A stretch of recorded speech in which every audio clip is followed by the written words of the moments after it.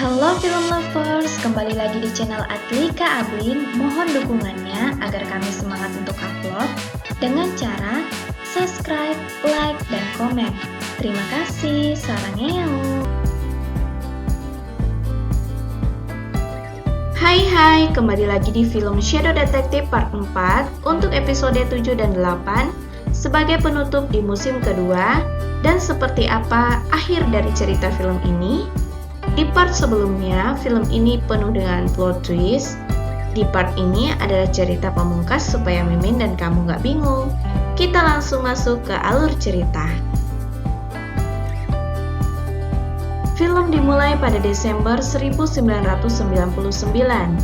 Detektif Kim saat itu masih muda, terlihat ia diledek oleh rekan-rekannya karena menangkap terlebih dahulu tahanan yang kabur. Tetapi kemudian terlihat Detektif Choi bersama rekannya, sedangkan dari atas mereka bertiga melihatnya sambil bilang, padahal dialah yang pertama kali turun. Bersikap angkuh, sok jago, malah dikalahkan oleh Detektif Kim. Kemudian mereka bilang ke Detektif Kim, makanya kami memanggilmu Kim si anjing, sambil tertawa. Kemudian Detektif Kim berusaha memukul mereka berdua, tetapi mereka menghindar dan tertawa. Terlihat jelas keakraban dan kehangatan di antara mereka.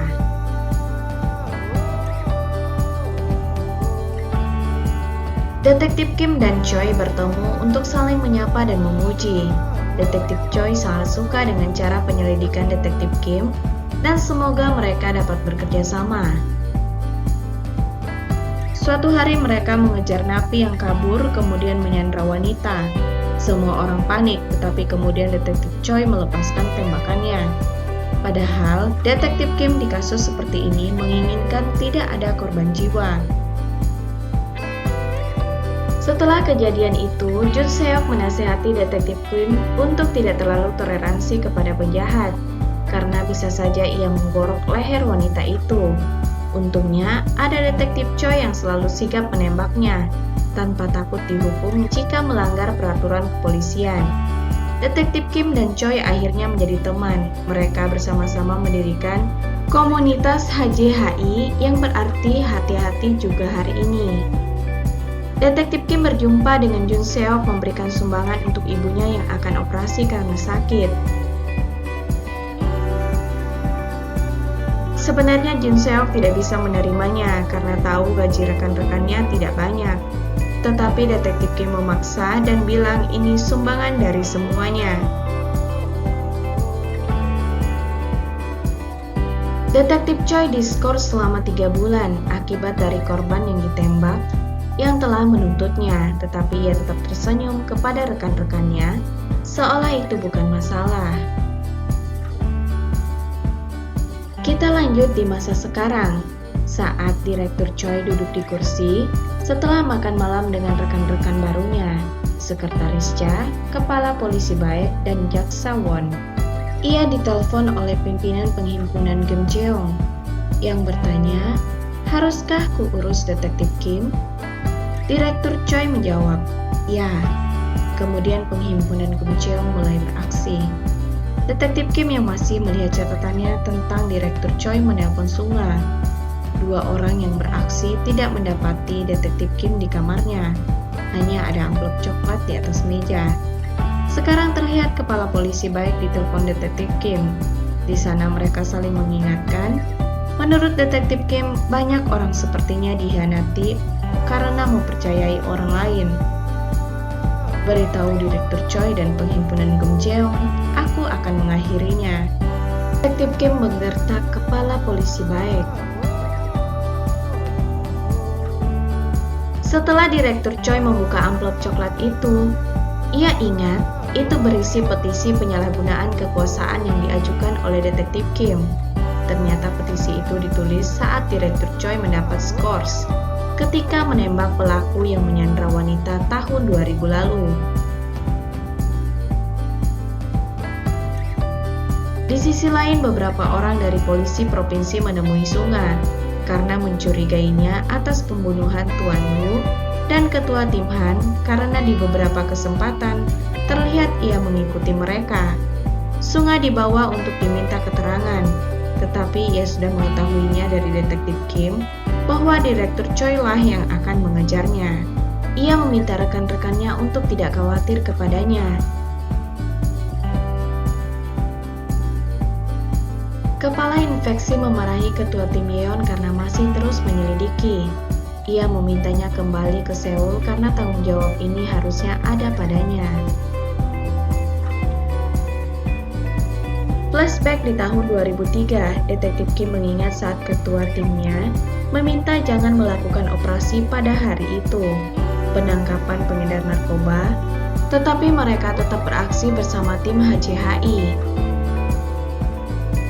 Dalam operasi itu, satu orang tertusuk, dan ketika Direktur Choi melihatnya, ia menembak orang itu, kemudian gagal karena detektif Kim. Salah satu dari pengedar itu kabur. Jun Seok yang mengejarnya malah kakinya cedera, tertusuk besi sehingga harus diamputasi.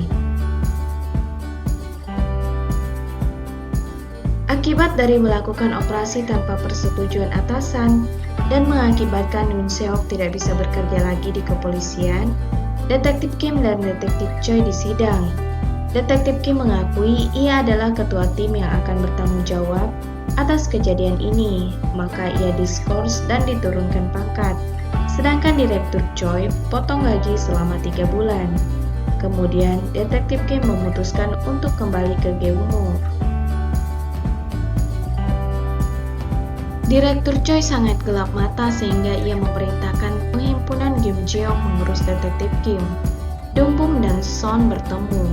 Son tidak bisa menghubungi Sunga, sedangkan Dongbum tidak bisa menghubungi detektif Kim. Son sangat kaget dengan keadaan ini. Di sisi lain, ketua tim Yeon menemui anggota majelis Lee Yong Hyo di penjara. Ketua tim Yeon menanyakan mengapa anggota majelis Lee Yong Hyo membunuh anggota infeksi yang menyelidiki penghimpunan Kim Jeong, tetapi ia tidak mendapatkan jawabannya.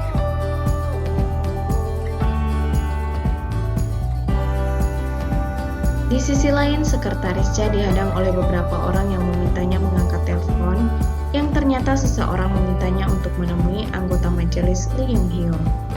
Mereka bertemu, jadi ia meminta sekretaris Cha membantunya mencari tahu siapa penghimpunan Kim Jeong. Dua orang penghimpunan Kim Jeong mengejar detektif Kim di sebuah bangunan tua, tetapi kemudian Son dan Sunga yang muncul menangkap mereka. Ketika Direktur Choi menerima berita bahwa beberapa orang ditangkap, karena ia ditipu, ia melihat karangan bunga yang bertulisan HCHI dari teman lama. Sedangkan detektif Kim melihatnya dari mobil sambil mengingat bahwa HCHI sebenarnya sudah dibubarkan. Ia menyesal telah membuat keputusan membentuk HCHI.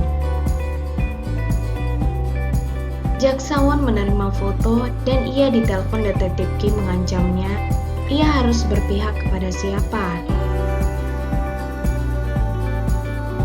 Kepala polisi baik diinterogasi, ia mengira ia akan lolos, tetapi yang menginterogasinya orang lain, bukan Jaksawan karena Jaksawan telah mengundurkan diri. Direktur Choi bertemu dengan calon gubernur Kim. Ibu Kim menyarankan Direktur Choi untuk berpidato akan menyelesaikan masalah muncul saat ini, yaitu di kepolisian dan mengungkap kebenarannya. Ide ini disarankan oleh seorang detektif, yaitu Detektif Kim. Direktur Choi dan Detektif Kim akrab jadi bisa bekerja sama. Detektif Kim menelpon Direktur Choi, tetapi Direktur Choi mengetahui bahwa Detektif Kim akan mengejar petunjuk dari Gu Ji-han dan membiarkannya masih tetap hidup. Episode 7 sudah selesai, kita masuk ke episode 8. Detektif Kim baru turun dari mobilnya, kemudian ditegur oleh Gu Ji-han yang bilang, "Kau sudah berada di ujungnya. Berhentilah meragukan segalanya." Polisi tua yang penuh penyesalan dan menderita.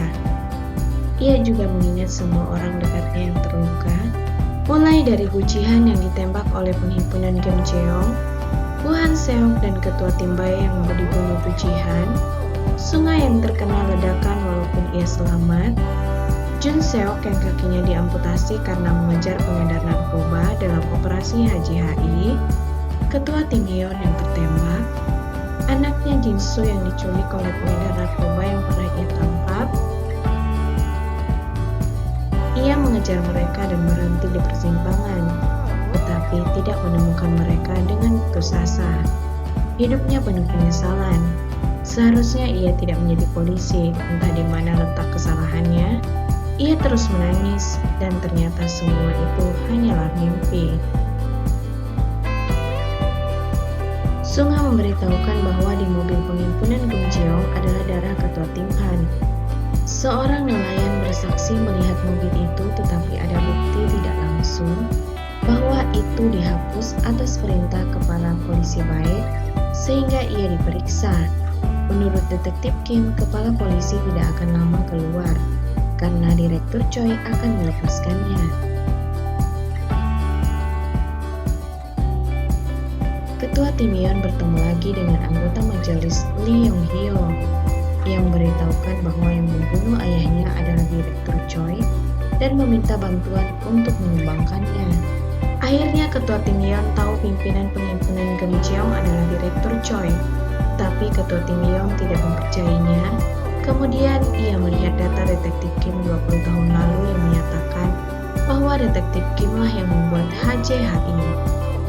Teman lama yang merupakan anggota HJHI diperiksa karena telah melakukan identitas palsu, mobil ilegal, dan pinjaman lainnya. Melalui catatan penyumbang, mereka menyelidiki siapa saja yang terlibat. Sekretarisnya memberikan bukti korupsi Direktur Choi kepada ketua tim Yeon, dan bukti foto saat ayahnya kritis. Ternyata yang menabraknya adalah kepala polisi baik. Ketua tim Yeon menemui kepala polisi baik, langsung menanyakannya apakah benar, tetapi kepala polisi tidak mengenalnya. Ketua tim Yeon bilang kasus ini akan diatasi kantor pusat.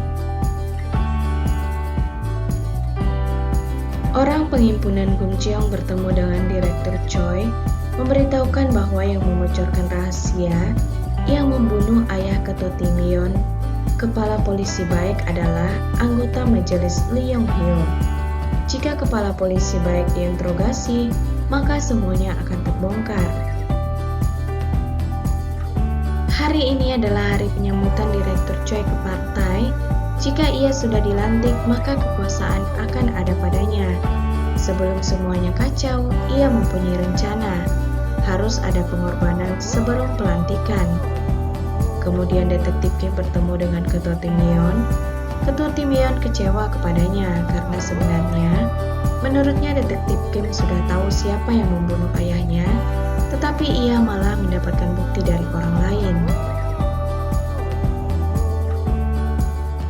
Sedangkan Sunga dan Son memeriksa mobil yang digunakan penghimpunan Gung Jeong, masih ada beberapa lagi yang tidak ada, sehingga mereka perlu memeriksanya. Kepala polisi baik akhirnya dilepaskan karena tidak terbukti bersalah. Kemudian ia dihubungi Direktur Choi untuk berbicara dengannya secara langsung. Sedangkan Yang Ki-tae melihat CCTV untuk mencari keberadaan penghimpunan Gung Jeong. Setelah lama ia memandanginya, akhirnya ia berhasil mendapatkan posisinya. Ia segera menelpon Son dan Sunga. Waktu menunjukkan pukul 5, 2 jam lagi, yaitu jam 7, maka Direktur Choi akan dilantik. Kepala polisi baik sampai di tempat Direktur Choi, tetapi ia malah ditembak agar tidak bisa bersaksi. Sedangkan ketua tim Yeon dihubungi sekretarisnya, memberikan alamat Direktur Choi. Ternyata ia dijebak agar Direktur Choi dapat membunuh mereka. Sekretarisnya ditemukan meninggal jatuh dari atas ke atas mobil.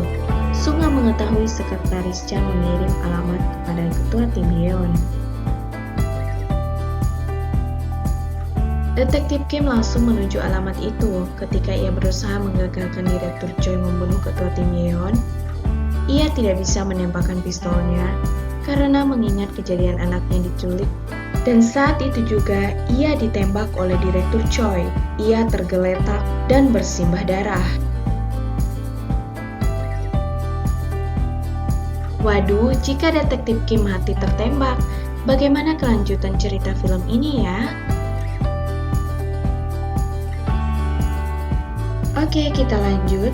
Sekarang sudah pukul 6. Direktur Choi menyerahkan semua rekayasa yang akan dibuat oleh pimpinan penghimpunan Geumjeong agar terlihat mereka saling membunuh, dan ketua Tim Yeon bunuh diri karena sudah mengetahui siapa pembunuh ayahnya. Dalam sekaratnya, detektif Kim berjumpa dengan Woo Han Seok yang bertanya jika kau pensiun apa yang akan kau lakukan. Detektif Kim bilang, aku akan berhenti berlari dan dikejar. Tetapi Woo Han Seok bilang, ini belum saatnya. Kau masih harus berlari, seolah-olah jantungmu akan meledak. Berjanjilah kau akan melakukannya. Kemudian ia keluar dari mobil, permisi sambil tersenyum. Semua itu memberikan semangat kepadanya, seolah detektif Kim harus bangkit dari komanya dan tetap hidup mengakhiri semuanya. Acara pelantikan akhirnya mulai. Direktur Choi berpidato.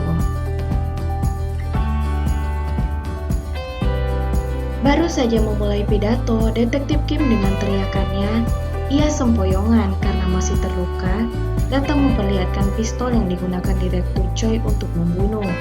Disusul Son, Sunga, dan beberapa polisi membawa pimpinan penghimpunan Geumjeong. Akhirnya semua kejahatan terungkap, termasuk semua yang membantunya.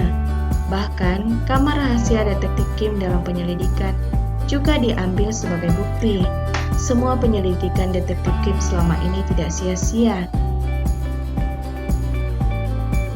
Akhirnya, ketua Tim Yeon dapat tersenyum kepada makam ayahnya. Ia sudah berhasil menangkap siapa pelaku pembunuh ayahnya. Sedangkan detektif Kim berkunjung ke makam Woo Han Seok.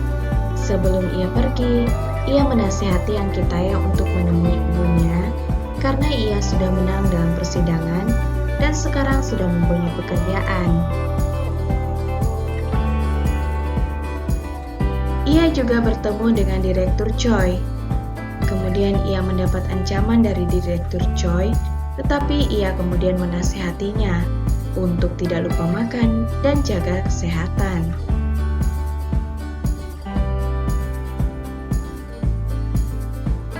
Di depan Direktur Choi ia tersenyum sambil bilang, sekarang ia bangga menjadi polisi. Setelah semua berlalu, terlihat di kantor polisi Gyeongmo terjadi keributan. Ternyata Dumbum dan Yang Ki-tae ditangkap atas tuduhan penyadapan secara ilegal. Terlihat sekarang Sunga sudah menjadi ketua tim Satreskrim 1 dan Son menjadi sersan. Son dan Sunga menyarankan kantor Dumbum ditutup agar tidak menyalahi aturan, tetapi Dumbum semakin marah. Terlihat detektif Kim menulis surat untuk anak kesayangannya satu-satunya, tetapi ada seorang tua memintanya pergi ke kantor desa karena ada sebuah keributan.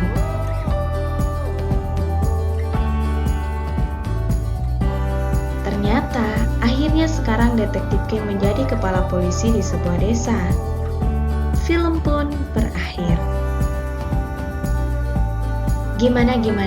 Film di musim kedua ini apakah puas dengan endingnya? Apa pelajaran yang bisa kita petik dari film ini? Menurut Mimin, semua pekerjaan baik adanya. Tergantung kita mau di jalan yang benar atau yang menyimpang. Dan setiap pengorbanan pasti dibalas dengan hasil yang maksimal, seperti perjuangan detektif Kim dalam menangkap sindikat dalam sebuah kantor polisi yang sangat beracun, menyebar seperti virus. Lalu, terus berpikir positif, jangan mudah menyerah. Terima kasih sudah nonton, nantikan review film menarik lainnya. Happy nice day, bye-bye.